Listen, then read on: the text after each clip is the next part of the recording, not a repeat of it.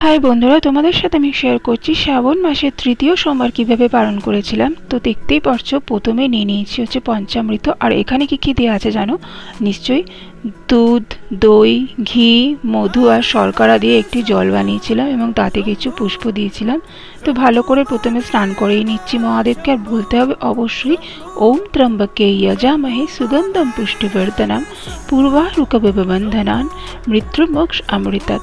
আর মেয়েরা বলতে পারো নমঃ শিবায়, আর ছেলেরা বলবে ওম নমঃ শিবায়। তো প্রথমেই দেখলে ভালো করে পঞ্চামৃত দিয়ে স্নান করানোর পর এখন শুদ্ধ গঙ্গা জল দিয়ে স্নান করিয়ে নিলাম।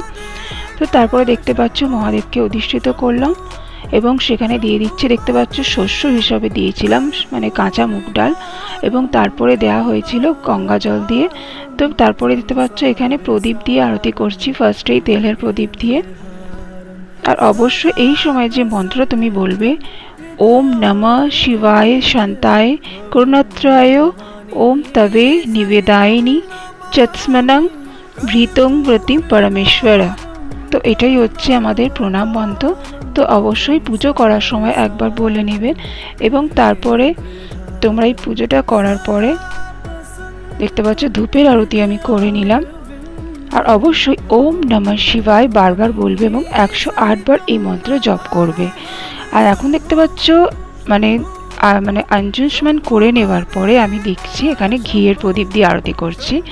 আর এখানে শুধুমাত্র মহাদেবকে না, সকল ভগবানকে আরতি করে নিচ্ছি।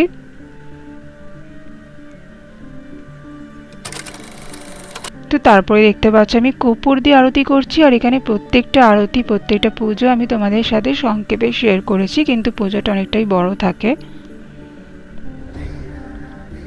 তো এই হচ্ছে আমার মহাদেবের পুজো কমপ্লিট হয়ে গেল। তো তোমাদের সাথে একবার শেয়ার করে দিই। আর দেখো এখানে তারপরে আমি পুজোটা কমপ্লিট করার পরে অবশ্যই দক্ষিণা দিয়ে দেবে। তো এই হলো পুজো এবং শ্রাবণ মাসের তৃতীয় সোমবার